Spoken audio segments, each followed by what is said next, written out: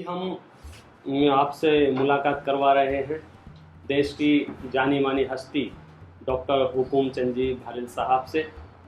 इनका पूरा जीवन जैन दर्शन, भारतीय संस्कृति, श्रमण संस्कृति के उन्नयन में बीता है और इनकी एक अपनी जीवन यात्रा है। जैन समाज के लिए और पूरे भारतवर्ष के लिए इन्होंने जो कुछ भी दिया है उसको शब्द देना बहुत मुश्किल है। हमारा ये सौभाग्य है कि आज हमारे बीच में हैं और हम उनसे कुछ प्रश्न कर पा रहे हैं। हम उनसे जानने की कोशिश करेंगे कि उनकी ये जीवन यात्रा रही, उसमें उन्होंने कहाँ कहाँ कब कब कैसे कैसे प्रगति की है। आइए ले चलते हैं हम आपको उन्हीं के पास, डॉक्टर साहब के पास। डॉक्टर साहब, जय जिनेंद्र। जय जिनेंद्र। हमें बड़ी प्रसन्नता है कि आपने अपना पूरा जीवन श्रमण संस्कृति के उद्धार के लिए समर्पित किया है। हम सबसे पहले ये जानना चाहते हैं कि आपके परिचय की तो मुझे आवश्यकता इसलिए महसूस नहीं हो रही है क्योंकि जैन समाज का बच्चा बच्चा आपके नाम से परिचित है। हम ये जानना चाहते हैं आपने जैन दर्शन की शिक्षा कब और कहाँ से प्राप्त की? मेरे पिताजी की एक खास इच्छा थी कि वे मुझे जैन दर्शन का विद्वान बनाएं। वो मुझे सुनाया करते थे कि जब उनकी शादी भी नहीं हुई थी तब उनके मन में ये विकल्प आया था। एक बार एक तीर्थ क्षेत्र के में एक विद्वान का भाषण सुनकर उनके चित्त में ये विकल्प आया था कि मैं तो विद्वान नहीं बन पाया, लेकिन यदि मेरी शादी हुई और मेरे बच्चे हुए तो मैं उन्हें ऐसा विद्वान बनाऊंगा। और जब उन्होंने हमको बड़ी सभाओं में उससे भी अच्छा व्याख्यान करते सुना तो उनके चित्त में कितनी प्रसन्नता होती थी, इसकी कल्पना आप कर सकते हैं। हमने उनके चेहरे पर उस प्रसन्नता को स्पष्ट अनुभव किया है। आपने किन विद्यालयों में जैन धर्म की शिक्षा प्राप्त की, उनके नाम कुछ हमें बताइए। उन्होंने हमको पहले पकौड़ा विद्यालय में भर्ती किया था, लेकिन हम तो वहाँ 4 महीने ही रहे। उसके बाद हम अपने स्वयं ही पत्रव्यवहार करके मुरैना विद्यालय में आ गए और मुरैना विद्यालय में हमने शास्त्री, न्यायाधीश सब परीक्षाएँ दी, पास किया। और पंडित मक्खनलाल जी उन्हें प्रमुख विद्वान थे। राजाखेड़ा में भी हम कुछ दिनों के लिए गए, वहाँ पंडित नन्नालाल जी सिद्धांत शास्त्री हमें पढ़ाते थे न्यायाधीश के कोर्स को।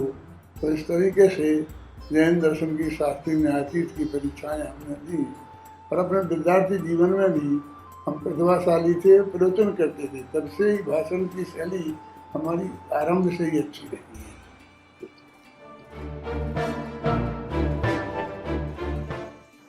आप जैन समाज के दिगंबर जैन मूल दिगंबर परंपरा में आपने जन्म लिया है और आपने जिन विद्यालयों के नाम बताए वे भी दिगंबर जैन समाज के ही सारे विद्यालय हैं। फिर ऐसा क्या कारण रहा कि श्वेतांबर मत में जन्मे श्री कांजी स्वामी के संपर्क में आप कैसे आ गए, मतलब उनसे आपका संपर्क कैसे हो गया? कांजी स्वामी जब के संपर्क में हम आए तब भी श्वेतांबर मत में नहीं थे। उसके बहुत वर्ष पहले उन्होंने आचार्य कुंद के समय सार तो पंडित टोडरमल जी के मोक्ष मार्ग प्रकाशक का अध्ययन करके दिगंबर धर्म को स्वीकार कर लिया था और अपना पुराना जो साधु जीवन था मुँह पत्ती वाला उनको उन्होंने छोड़ दिया था। वो जब मेरा जन्म हुआ इस भारत में तब उनने वो छोड़ दिया था। अच्छा। और मैं फिर उनके 20 साल बाद उनके संपर्क में आया। तो इसलिए ये कहना कि मैं किसी श्वेतांबर साधु के संपर्क में आया हूँ और मेरा मत बदला है, ये बात सही नहीं है। मैं तो ऐसे दिगंबर विद्वान जिसने जैन धर्म का मर्म समझा था, कुंद की वाणी का मर्म समझा था और खासकर कर्मबद्ध पर्याय सर्वज्ञता का स्वरूप समझा था। मैं तो उस कर्मबद्ध पर्याय के सिद्धांत से प्रभावित हुआ और उन पर मेरा जीवन समर्पित हुआ।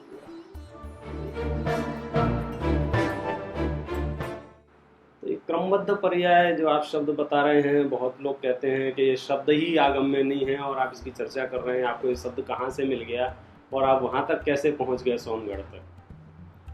ये हम पहले प्रवचन करते थे रोजाना मंदिर में, शाम को बमीना में रहते थे जी। और हमारी दुकान थी। तो एक भाई ने हमसे प्रश्न किया कि भाई जब केवली भगवान के ज्ञान में सब कुछ झलका है तो फिर हमारा पुरुषार्थ क्या होगा। वैसे ही होता था। तो हमको ये सुन करके बहुत आश्चर्य हुआ और हमने ये चर्चा अपने प्रवचन में शाम को मंदिर में की। तो उसमें एक बहन आती थी प्रवचन सुनने, वो बोली यदि ये तो कांजी स्वामी की किरणमत पर जाए। अच्छा। उनका क्या कहा, कांजी स्वामी की किरणमत पर जाए कि हाँ। तो गई मंदिर में से 2 अंक आत्म धर्म के उठा के लाई। एक में किरणमत पर जाए तो 5 प्रवचन थे, एक में 8 प्रवचन थे। और उन प्रवचनों में हम रात भर पढ़ते रहे और हमारी जितनी भी शंकाएँ थी उनका समाधान हो गया। हम उसी दिन उनके प्रति समर्पित हो गए। उनके प्रति क्या, क्रमबद्ध पर्याय के सिद्धांत के प्रति, जैन दर्शन के मर्म के प्रति, समय सार के प्रति हम समर्पित हो गए। आपने क्रमबद्ध पर्याय से आत्म धर्म के संपर्क में आए और आत्म धर्म के संपर्क से आप सोनगढ़ के संपर्क में आए। तो आप सोनगढ़ में गए होंगे तो वहाँ तो और भी बहुत सारे विद्वान होंगे, तो आप उनके चहेते विद्वान कैसे बन गए? वहाँ विद्वान थे, स्वाध्यायी विद्वान थे जो उनके प्रवचन सुनते थे और स्वाध्याय करते थे। जैन दर्शन का सर्वांग जिन्होंने अध्ययन किया हो, संस्कृत प्राकृत का अध्ययन किया हो, ऐसे विद्वान नहीं थे, समझे। और इस पूजन सिद्धांत शास्त्री संपर्क में आए थे, लेकिन वे भी इतना पूरे समर्पित ऐसे नहीं थे कि जैसे उनको कोई इस तरह से मिले। और हम जब वहाँ गए, हमने गहरा अध्ययन चिंतन प्रस्तुत किया, हमारी वाणी में रस था। पूज्य गुरुदेव श्री कांजी स्वामी ने जब ये सब देखा तो हम तो 1 साल ही हम क्लास में बैठ पाए, दूसरी साल से दोनों ने क्लासें पकड़ा दी। अच्छा। हम प्रवचन करने लगे, क्लास लेने लगे सोनगढ़ में ही? सोनगढ़ में ही। आप सोनगढ़ गए और सोनगढ़ में भी आपने तत्व ज्ञान की धारा को और बढ़ाने की न केवल प्रयास किया बल्कि उसको बढ़ाया भी और वहाँ के चहेते विद्वान बन गए। और सोनगढ़ से दूर होने का कारण क्या रहा? हमने ये सुन रखा है कि आपके साथ में अनेक विद्वानों ने एक साथ सोनगढ़ से इस्तीफा दे दिया था। ऐसा तो नहीं है, क्योंकि ट्रस्ट में कोई विद्वान था ही नहीं। सिर्फ 8 ट्रस्टियों ने, 12 ट्रस्टी थे, उसमें 8 ट्रस्टियों ने इस्तीफा दिया था। मैं तो ट्रस्टी था ही नहीं। नैमी चंद पाटनी को आप विद्वान कह सकते हैं, बाबू भाई को विद्वान कह सकते हैं, जो ट्रस्ट में थे और इनने इस्तीफा दिया था। बाकी 66 लोग थे, हम भी उनके साथ थे और इस तरह उससे हम अलग हो गए। लेकिन ये घटना पूज्य गुरुदेव श्री कांजी स्वामी के स्वर्गवास के बाद की है। अच्छा। पहले भी हमारे विरुद्ध बहुत षड्यंत्र हुआ हुआ, लेकिन हमारी पुस्तकों ने हमें बचाया। क्रमबद्ध पर्याय पुस्तक और धर्म के 10 लक्षण पुस्तक से गुरुदेव बहुत प्रभावित थे और उसकी वे दिल खोल के प्रशंसा करते थे। तो एक दफे जैसे षड्यंत्र के विरुद्ध, हमारे विरुद्ध वातावरण बना तो क्रमबद्ध पर्याय सामने आ गई और गुरुदेव उसकी प्रशंसा कर रहे थे तो वो सब निकल गया। फिर दूसरी बात धर्म के 10 लक्षण सामने आ गई। तो मेरे कहने का अर्थ ये है कि हमने अपनी योग्यता से गुरुदेव श्री को प्रभावित किया और गुरुदेव श्री जब तक रहे उनका मंगल हस्त हमें हमेशा ही प्राप्त हुआ। दीपावली के दिन उनके स्वर्गवास के 1 साल पहले उनको सब नारियल भेंट करते थे, नारियलों का ढेर लग जाता था। एक दिन मुझे बुलाया उन्होंने सुबह और एक अपने हाथ में नारियल लिए थे और उन्होंने वो नारियल मुझे दिया और कहा मैं तुम्हें ये भेंट कर रहा हूँ, ये मोक्ष का सही फल है, तुम्हें शीघ्र ही मोक्ष फल की प्राप्ति होगी। और उस घटना से तो सारे देश में शहर का मच गया कि गुरुदेव श्री ने नारियल डॉक्टर भाई को दिया। तो इस तरह से अंत तक उनकी कृपा दृष्टि मुझ पर बनी रही। उससे फायदा ये हुआ कि मैं अधिकतम मेरा प्रचार कर सका। हो सकता है इतनी कृपा दृष्टि उनकी नहीं होती तो उतना प्रचार मैं नहीं कर सकता था, करना है ना, लेकिन उनकी इस कृपा दृष्टि के कारण उतना प्रचार करने में मैं समर्थ हुआ। आप सोनगढ़ से जुड़ चुके थे और आप एक शायद अध्यापक की आजीविका में उस समय रत थे, तो आपका जयपुर जाना कैसे हो गया? जयपुर में टोडरमन स्मारक भवन बना था और गोदका जी की उदारता की बहुत प्रशंसा सारे देश में हो रही थी। उसका वेदी प्रतिष्ठा महोत्सव था, पूज्य गुरुदेव श्री भी पधारे थे। मुझे भी निमंत्रण आया था, मैं भी जाने वाला था, लेकिन मैं एमए की परीक्षा दे रहा था तो पेपर उन्हीं तारीखों में थे, इसलिए मैं नहीं जा सका। बाद में स्वामी जी ने गोदका जी से कहा कि जड़ मंदिर तो बन गया बहुत अच्छा, जड़ स्मारक तो बन गया, लेकिन इसमें कोई अच्छे विद्वान को रखो, कोई धर्म के प्रचार का काम हो तो ये चेतन स्मारक हो जाएगा। और फिर उनसे जब पूछा गया कि आप किस विद्वान के लिए कहते हैं, तो उन्होंने कहा कि इंदौर में है एक विद्वान, मेरा नाम बताया उन्होंने, और फिर गोदका जी वहाँ इंदौर में मेरे पास आए। उनको नाम किसने बताया? मुझे गुरुदेव श्री ने। अच्छा अच्छा। गुरुदेव श्री ने कहा कि हुकुम यदि आ जाएं तो ये काम बहुत अच्छा हो सकता है। तो गोदका जी इंदौर में आए, हमारा शिविर चल रहा था, मेरी क्लास में बैठते थे। उन्हें 5-6 दिन मेरी क्लास सुनी, बाद में लोगों से कहा कि मुझे इनका प्रवचन सुनना है। तो खेमचंद भाई ने अपना प्रवचन बंद करके महावीर पार्क के मैदान में बहुत बड़ी सभा में मेरा व्याख्यान रखा, प्रवचन रखा। तो मेरे प्रवचन को गोदका जी ने वहीं सुना, और दूसरे दिन हम भोजन में एक साथ में गए हुए थे रतनलाल जी सेठी के यहाँ। उनने वहाँ पर मेरा प्रस्ताव किया कि आप जयपुर में आ जाएं, स्वामी जी ने आपका नाम सपोर्ट किया है और आप एकदम काम संभाल लें।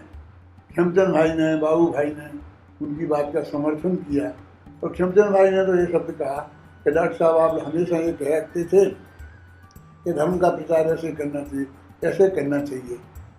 अब आपको बहुत अच्छा मौका आया है तो आप चूकिए नहीं, और मैं गोदका जी की तरफ से गारंटी देता हूँ कि आपको कोई तकलीफ नहीं होगी। और उनसे कहा कि मैं आपको डॉक्टर साहब की तरफ से देता हूँ आश्वासन कि जो आप करना चाहते हैं उससे 100 गुना अच्छा काम करके आपको दिखाएंगे। इस तरह उनने हमको इस स्मारक से जोड़ दिया।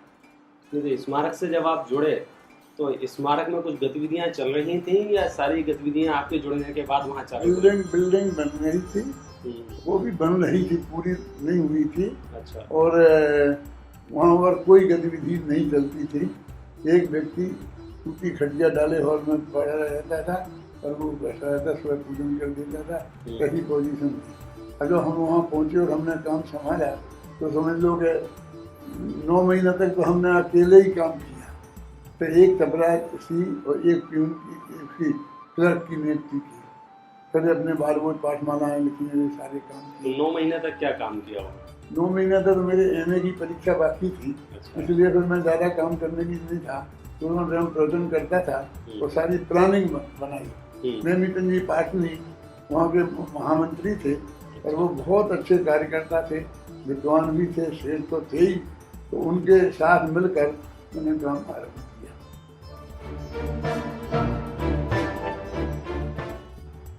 तत्व ज्ञान का प्रचार प्रसार की गतिविधियों से आप जुड़ गए और स्मारक से भी आप जुड़ गए।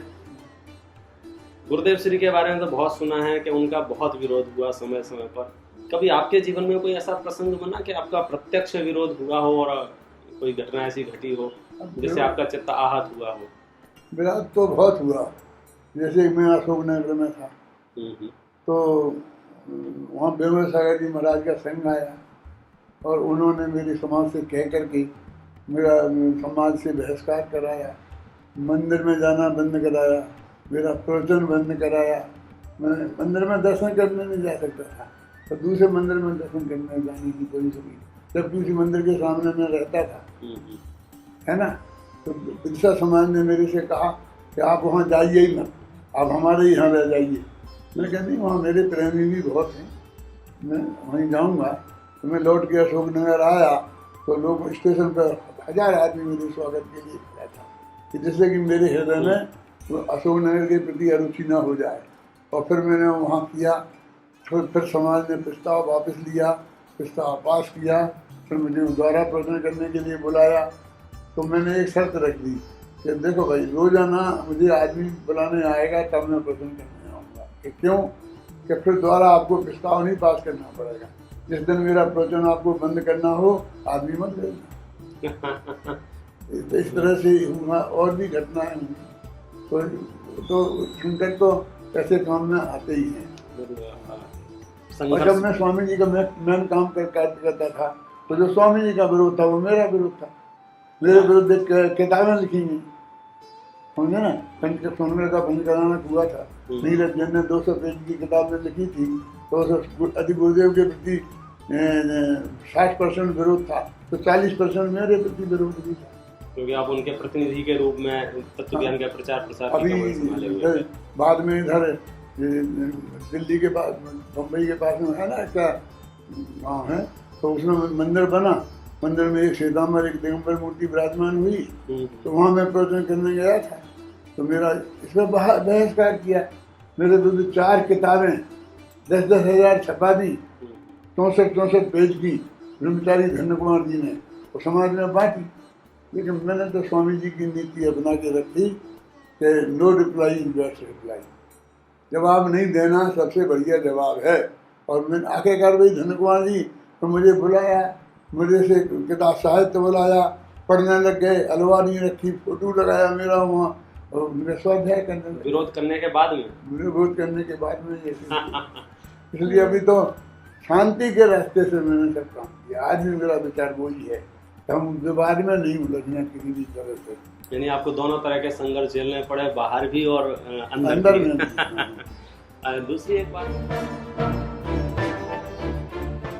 दूसरी एक बात एक महत्वपूर्ण जिस पे हमको कुछ खास चर्चा ये करनी थी, आपकी विदेश यात्रा कब प्रारंभ हुई? 1984 में।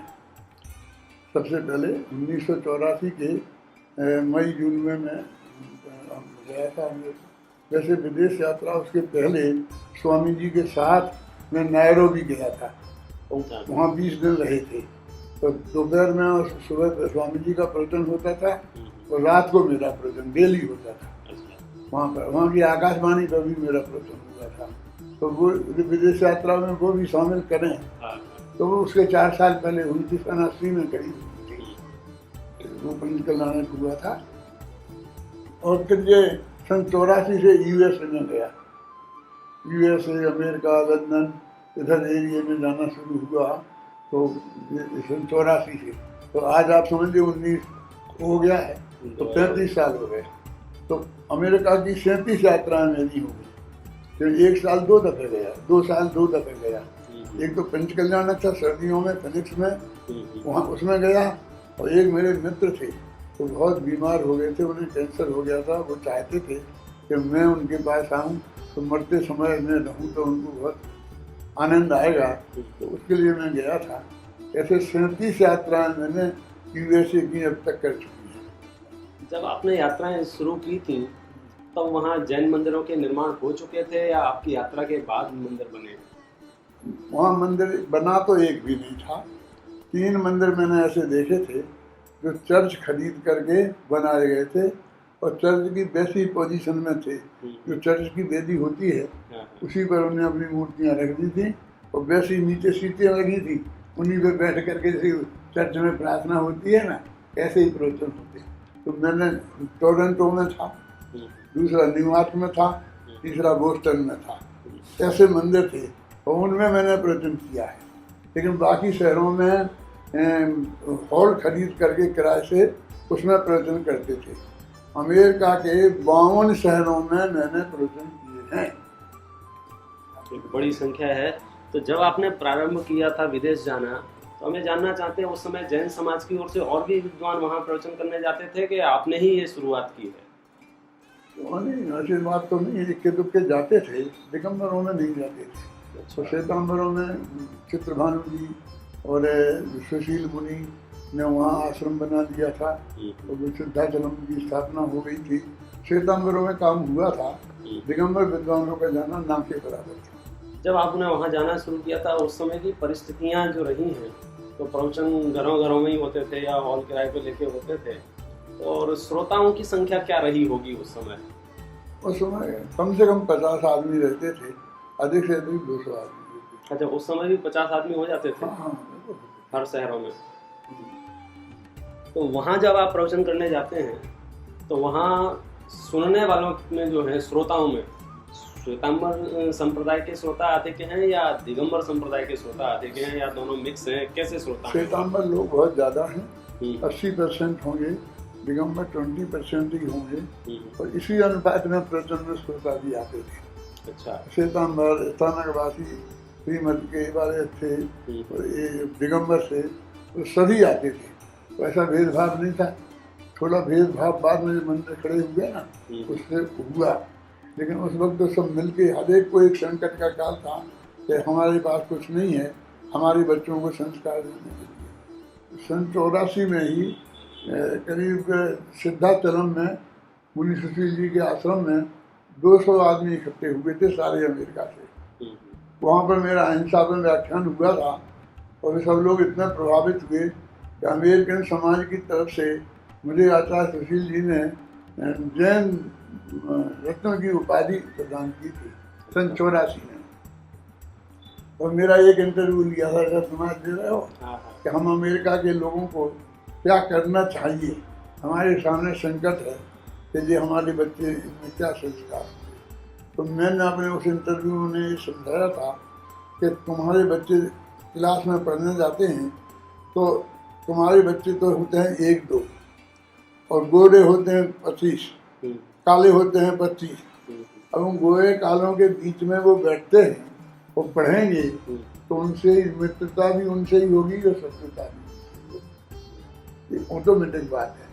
तो ये जो जैन समाज तुम्हारी है, ये तो हर हफ्ते आसपास के सब बच्चों को, आदमियों को इकट्ठे करो, सम्मेलन सा करो, हर महीना में एक दफे करो, और उन बच्चों को साथ में लाओ, खेल कराओ, कुछ भी करो, लेकिन इन बच्चों को देखने को मिले कि हमारी जाति के हमारे जैसे रंग वाले लोग भी यहाँ हैं जिनसे हम शादी विवाह कर सकते हैं, और ये लड़कियाँ लड़कियों को एक साथ खेलने कूदने दो।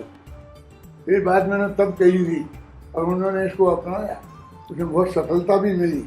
आज बहुत जो संबंध होते हैं वो अपनी समाज में होते हैं। उसके बाद मंदिर बनना शुरू हुए। न्यू जर्सी में एक मंदिर बना सबसे पहले, मैं उसमें प्रवचन करने गया था, तो वहाँ के अध्यक्ष ने मुझे बताया कि हमने ये मंदिर कैसे बनाया, आपको मालूम है? बताइए कैसे बनाया। तो हमारा बच्चा हमसे बोला कि पापा अपना तो कोई चर्च है नहीं, तो मेरे दोस्त का चर्च में प्रार्थना करने जा रहा है, तो आप मुझे मैं उनके साथ चला जाऊं क्या? तो फिर हमारे मन में आया कि हमें अपने मंदिर बनाना चाहिए, नहीं तो हमारे बच्चे जो ईसाई हो जाएंगे। तो मैंने उन्हें समझाया कि भाई साहब, जैसे बच्चों को एक माँ चाहिए, एक बाप चाहिए, ऐसे एक मंदिर भी चाहिए, एक अपनी प्रार्थना भी चाहिए, अपनी पूजा पाठ भी चाहिए। आप नहीं दोगे तो वो बराबर जहाँ रुकोगे वहाँ जाएंगे। तो बोले हमने ये मंदिर बनाया। तो इस तरह प्रेरणा पा करके दिगंबर श्वेतांबरों के कंबाइंड मंदिर बने। कुछ मंदिर तो हिंदू और जैनों के भी कंबाइंड बने। अच्छा। जैसे पिट्सबर्ग में है, हिंदू और जैनों का कंबाइंड मंदिर है, उसमें भी मैंने प्रवचन किए। तो वहाँ जब आप प्रवचनों का जो करते हैं, इतने सारे श्रोता, मिक्स श्रोता रहते हैं, तो वहाँ आप किसको मुख्य करके बात करते हैं? श्वेतांबरों को मुख्य करके बात करते हैं, दिगंबरों को मुख्य करके बात करते हैं? मैं तो जैन धर्म को मुख्य करके बात करता हूँ।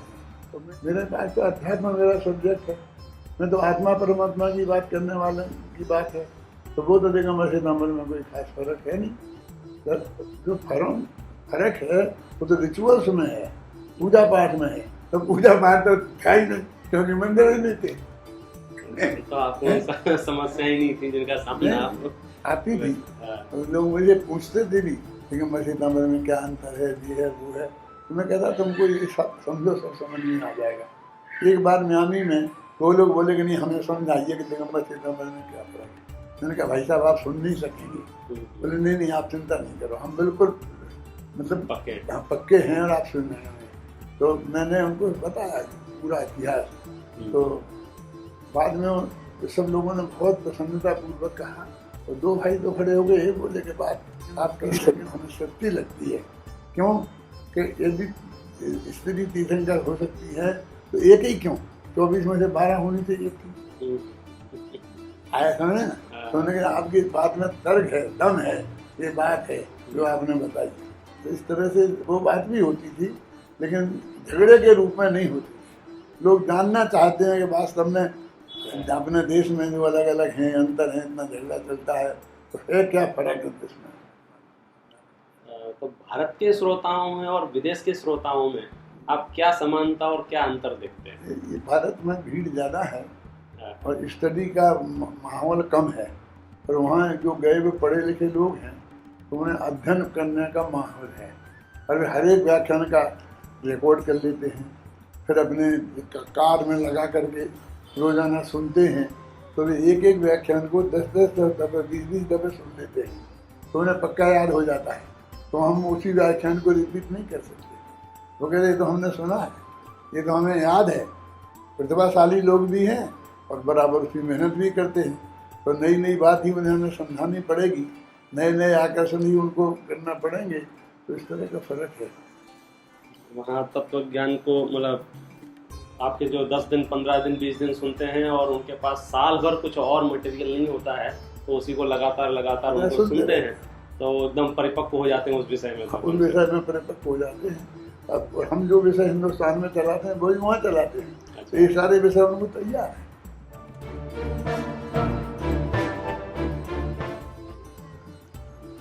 दूसरी एक बात यह है कि आज आपकी उम्र लगभग 84 साल हो गई है और 85 वर्ष में आप लग चुके हैं।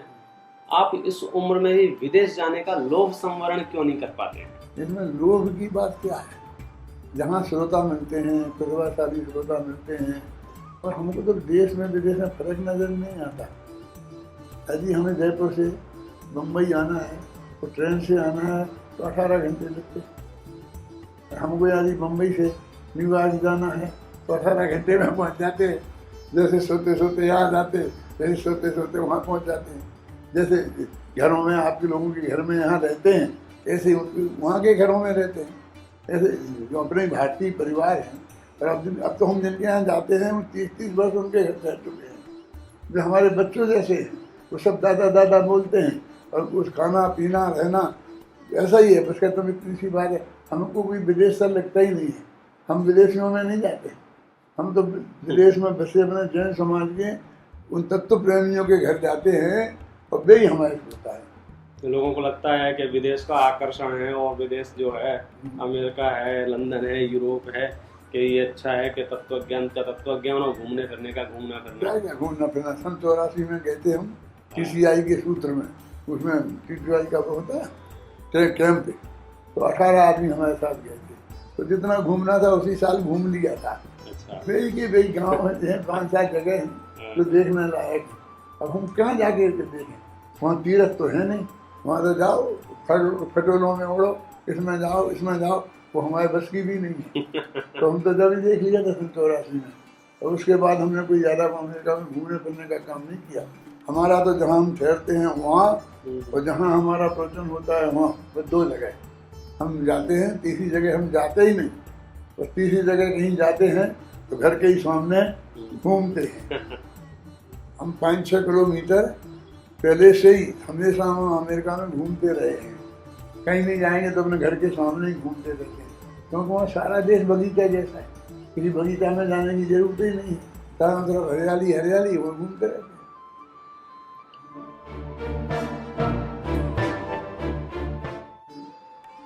आप पिछले सालों से इतना तत्व ज्ञान का प्रचार प्रसार कर रहे हैं, अनेक गतिविधियां हैं। किन किन की चर्चा हम यहाँ कर सकते हैं? पत्रिकाओं का संपादन से लेकर विद्यालय के संचालन से लेकर शिविरों का संचालन लेकर साहित्य का प्रकाशन करना आदि अनेक गतिविधियां हैं। आपको क्या लगता है कि आप इतनी सारी गतिविधियां पूरे समाज में संचालित आज हो रही हैं, आपको कुछ भविष्य की इसकी कुछ कल्पना है? आपके जाने के बाद इन गतिविधियों का क्या होगा, कौन आगे ले जाएगा? सब बहुत अच्छा चल रहा है। 1000 विद्वान तैयार हो गए और एक से एक बढ़कर। जैसे मैं अमेरिका का उदाहरण मैंने अभी कहा था ना, अमेरिका में व्याख्यान में, कि ये लोग मेरे से कहते थे कि दादा आप लोग नहीं आएंगे तो हमारा एक कैंप ख़त्म हो जाएगा, फिर कौन आएगा हमारा एक कैंप में हम बुलाएंगे तो मैं इसलिए आप चिंता नहीं करो। मैंने कहा भाई मेरी थकान हो जाती है, अब मैं नहीं आ सकूँगा। तो उन्होंने कहा कि आप चिंता नहीं करो, हम कुछ ना कुछ करते हैं। तो उन लोगों ने फिर मुझे बिजनेस क्लास का टिकट भेजा और सब व्यवस्था ये बंद की कि जिससे मुझे तकलीफ ना हो। अब मैंने कहा मैं निश्चिंत हूँ, क्योंकि 6 विद्वान पहुँच गए। तो एक से एक अच्छे विद्वान हैं, वीर सागर, संजीव जी, विपिन जी, आप और शुद्धात्म प्रकाश बादल, एसपी बादल, ये सब पहुंच गए। तो मैंने कहा ऐसे अच्छे लोकप्रिय विद्वान आपको मिल गए और लोकल कार्यकर्ता भी नए आ गए। वो पाटनी आ गया, पौरांग आ गया। तो ये सब इसलिए मुझे भरोसा हो गया कि अब ये कैंप हमेशा चलता रहेगा। मैं नहीं आ पाऊंगा तो भी मैंने ये भी कहा साथ में, ये मत समझो कि मैं छुट्टी ले रहा हूँ, जब तक मेरे में शक्ति रहेगी तब तक तो मैं आऊँगा ही। लेकिन अब एक दिन तो बंद हो गई ना, तो ये चलेगा, 150 वर्ष तक ये चलेगा। हमारे इंडिया में भी नए नए कार्यकर्ता आ गए हैं, नए नए काम करने वाले विद्वान आ गए, 1000 विद्वान तैयार हो गए, 101 सारे देश में फैल गए। तो जब एक भी विद्वान नहीं था, एक था, तब इतना बढ़ गया, 1000 से क्यों नहीं बढ़ेगा। तो मैं कोई निराशावादी आदमी नहीं हूँ, मुझे तो समझता हूँ दिन दुगना रात चौगुना बढ़ेगा। दादा, एक प्रश्न हमारे सबके चित्त में ये आता है कि किसी जमाने में आप एक साधारण से अध्यापक थे और आज एक बहुत बड़े ट्रस्ट के सर्वा हैं। इसमें क्या आपने खासियत, ऐसा क्या किया कि मतलब आप सीधे टॉप पे पहुंच गए? ये आप कहे थे क्या किया, मैं शुरू से ही किसी पोस्ट पे नहीं रहा, मतलब वहाँ था पता नहीं क्या हूँ। तो वे पार्टनर जी कहते तो क्या है ना, लेकिन लोग मेरे से ही कहते, कोई कहता टैक्स के सर्वे, कोई कहता अध्यक्ष हैं, कोई कहता महामंत्री, कोई कुछ कहता रहा। और मेरे वहाँ पद पर, किसी पद पर मैं नहीं रहा, तब ही सारे देश वाले और विदेश वाले मुझे उस ट्रस्ट का सर्वा मानने लगे। तो ऐसे ही नहीं मानने लगे। मैंने सारी योजनाएं मैंने बनाई, सारी योजनाओं को फिर मैंने क्रियान्वित किया। उन योजनाओं के लिए साहित्य की ज़रूरत थी, वो साहित्य मैंने लिखा। महाविद्यालय खोला तो उनके पढ़ने के लिए वो किताबें लिखी, वो सारा कोर्स बनाया, सब तैयार किया। मैंने A to Z तक सारा काम मैंने किया, तो पूरा चक्र घुमाया। किताबें लिखी, तो उन्हें छपाई, तो उन्हें बेची, तो वहाँ जाके पहुँची, तो गाँव में पाठशाला खोल के पढ़ाने की व्यवस्था की, फिर उनकी परीक्षा ली, फिर उनका सर्टिफिकेट दिया, पूरा चक्र घुमाया। तो ये सारा काम देखकर समाज ने मेरे किया है। और आज मैं क्या हूँ, ना के बराबर हूँ, कुछ नहीं हूँ, समझे ना। सारा देश कहता है सब कुछ है, सारा देश कहता है सब कुछ हूँ। तो इसलिए भाई ये तो मेरे काम के ही दम पर सब कुछ हुआ है। इसमें किसी की बड़ी सिफारिश किसी की है तो स्वामी जी की है, उनकी कृपा दृष्टि थी।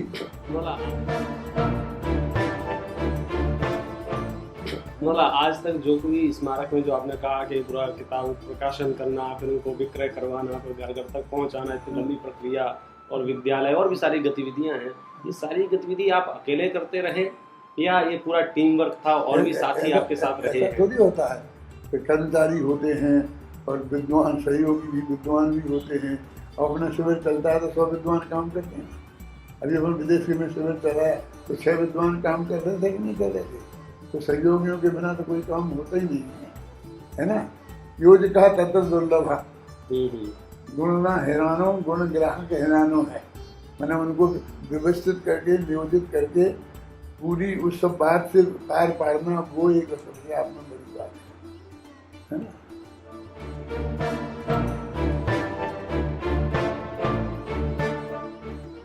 हम सब विद्वानों का सहयोग मिलते हुए स्मारक यहाँ तक पहुँचा है।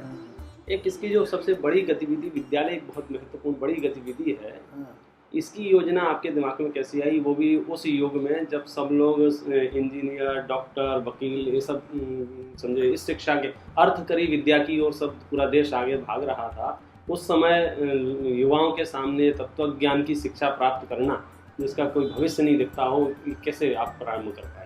इंदौर में एक बहुत बड़ा सम्मेलन हुआ था दिगंबर दत्त समाज का, जिसमें विद्वान और सेठिया सब लोग थे। तो उन सब लोगों ने वहाँ पे इस बात की चिंता थी कि पुराने विद्वान खत्म होते जा रहे हैं, नए विद्वान बन नहीं रहे हैं, जितने विद्यालय थे उनको विद्यार्थी नहीं मिलते हैं। ऐसा है ना।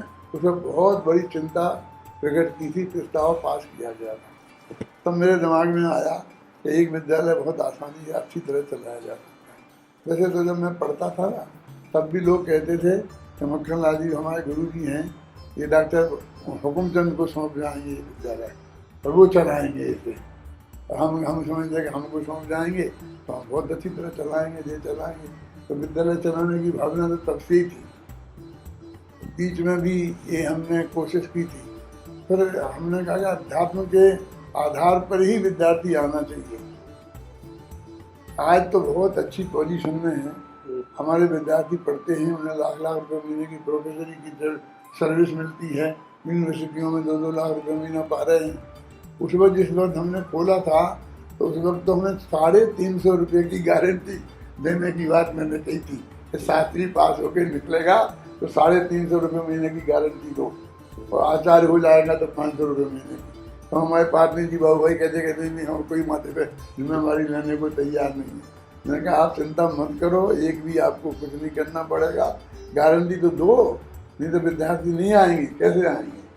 हमने गारंटी दी और धीरे धीरे ये पर शुरू हुआ कि आज एक भी विद्वान हमारा खाली नहीं है, सब अच्छी पोजीशनों में सब पढ़ रहे हैं। देश में अभी स्मारक एक अकेला विद्यालय शास्त्रियों का था, वो और भी दूसरे विद्यालय खुलते जा रहे हैं ये आपके कंपटीशन में, तो इनसे आपको कोई खतरा नजर नहीं आता है? जो कंपटीशन में विद्यालय खुले, जैसे कि सुधा सागर जी ने खुलवाया जयपुर में, तो हम तो उसमें कहा हमें तो बहुत खुशी की बात है। 50 विद्वान हमारे तैयार होंगे तो 50 विद्वान तैयार होंगे तो 100 होंगे तैयार। अरे जैन दर्शन तो पढ़ेंगे, हमारे पास तो जैन दर्शन की चीज़ है, तो वो विद्वान ही पढ़ के तैयार होंगे और हमारे पास आ जाएंगे। लेकिन अब तो हमारे ही विद्यालय खुल रहे हैं, हमारे विद्यार्थी चला रहे हैं, जैसे कोटा में है, उदयपुर में है, बांसवाड़ा में है, हमारे ही विद्यार्थी चला रहे हैं। हमारा तो पूरा आशीर्वाद उन पर है, हम तो सब उनको कहते हैं कि बहुत अच्छा चला। हमें कोशिश जरूर करते हैं कि वो शास्त्रीय जैन दर्शन पढ़ाएं। आजकल ऐसे भी विद्यालय खुल रहे हैं तो सरकारी पढ़ाई पढ़ाएं। सरकारी पढ़ाई के लिए तो गवर्नमेंट ने बहुत इंतजाम किया हुआ है, हम अपनी शक्ति उसमें क्यों लगाएं।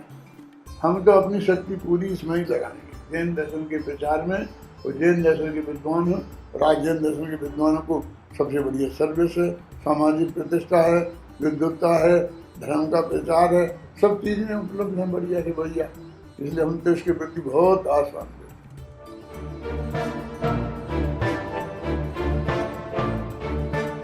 जब सतगुरु श्री कान्जी स्वामी के नेतृत्व में या उनके मार्गदर्शन में एक मुमुक्षु समाज का निर्माण जैसा हुआ और स्वाध्यायी समाज का निर्माण समाज में हुआ, जब आप सब इतना अच्छा बेहतर काम कर रहे हैं, समाज हित में काम कर रहे हैं, ग्रंथ प्रकाशन में काम कर रहे हैं, विद्यालय में काम कर रहे हैं, फिर विरोध का क्या कारण है?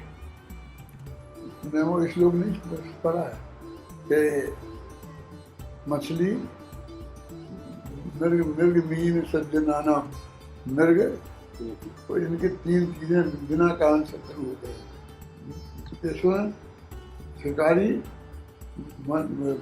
मछली मारने वाला और दुष्ट लोग, कोई कारण नहीं होता विरोध का। इन कारण वैरणो भवति है, मृग मीन सज्जनानाम है ना, जल संतोष भेद वृत्ति नाम। में जो मृग है वो तृण माने घास में संतोष करता है, मछली है बेचारी पानी में संतोष करती है, सज्जन संतोष में संतोष करता है। पृथ्वी इन 3 लोगों के 3 शत्रु बिना कारण होते हैं, मृग का शिकारी, मछली का धीवर और सज्जनों का दुर्जन। इसलिए विराग बोध के कोई कारण नहीं खोजने की जरूरत पड़ती है। ईर्ष्या भी होता है और भी कई बातें होती हैं। अब ये उनकी दुकान बंद हो जाती है, मुनि धर्म का सच्चा स्वरूप सामने आएगा तो मुनियों को पर असर तो पड़ेगा ही ना। विद्वानों की आजीविका ही खत्म हो जाती है। अपन फ्री में सब विद्वान प्रवचन करने जाते हैं, पोल्यूशन में 1000 विद्वान मिल रहे हैं फ्री में, तो उनको एक को 10-10 हज़ार रुपया मिलती थी हर पोल्यूशन में, और इनकम खत्म हो गई तो तकलीफ तो होगी ना।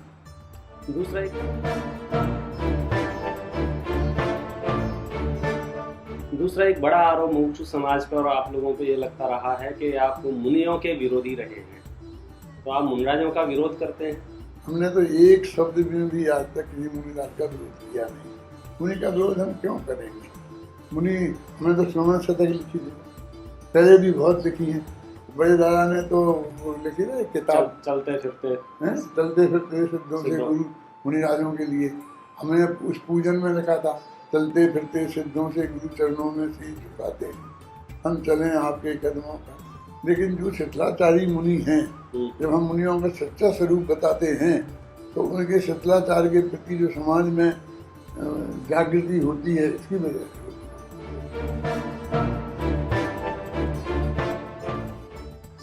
एक प्रश्न में और आपसे जो अपनी बात चल रही है तत्व ज्ञान के प्रचार प्रसार के लिए, आपने हमारे जैसे सैकड़ों विद्यार्थियों को समझो शिक्षा प्रदान की है और इस धारा से जोड़ा है। लेकिन एक प्रश्न हमेशा मन में खटकता है कि आपके जीवन की सहजता का क्या राज है। तो हम नहीं समझते हैं दुनिया में कोई गुरु अपने शिष्य को अपने बराबर बैठा हुआ देख सके, मतलब वो सहन ही नहीं होता है। तो इतनी सहजता आप कहाँ से लाते हैं? ये तो देखो, मेरे तो सहजता पर बहुत वजन है। हमारे जीवन में सहजता होना, सहजता मुक्ति का मार्ग है। मुनि धर्म भी सहज है, सब चीज़ें सहज होना चाहिए। सब प्रत्येक आत्मा सब स्वयं भगवान है। हम उस गुरु के शिष्य हैं जिसने हमें ये बताया बधा भगवान छे और बधा भगवान थाओ।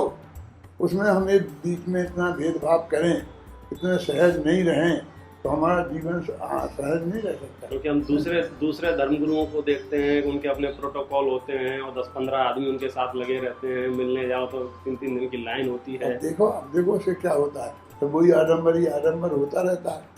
असली धर्म का प्रचार तो होता नहीं है।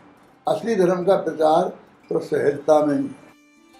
तत्व ज्ञान के प्रचार प्रसार के संबंध में इतनी सारी आपने चर्चा वार्ता की है और आपने ये आश्वासन भी व्यक्त किया है, क्योंकि आप स्वयं शास्त्रीय विद्वान थे और शास्त्रों के क्रमबद्ध अध्ययन आपने किया हुआ है और आपने अपनी योजनाओं के माध्यम से सैकड़ों क्या हजारों शास्त्रियों का और हजारों विद्वानों का निर्माण आपके नेतृत्व में हुआ है। हम समझते हैं कि तत्व ज्ञान की धारा, ये तत्व ज्ञान का प्रचार प्रसार हमेशा चलता रहेगा और समाज में जो कुछ भी आंशिक रूप से मतभेद नजर आते हैं, यदि आप इनके लिखे हुए साहित्य का अध्ययन अध्यापन करते हैं, निश्चित तौर पर आप पाएंगे कि वह जैन दर्शन के सिद्धांतों से भरा हुआ है और आप उसमें एक डुबकी लगाएंगे तो जैन दर्शन के रहस्य तक आप पहुंच सकते हैं। अभी हम इस वार्ता को यहीं पे विराम देते हैं और इसकी नेक्स्ट वार्ता हम फिर कभी इसको कंटिन्यू करेंगे। धन्यवाद।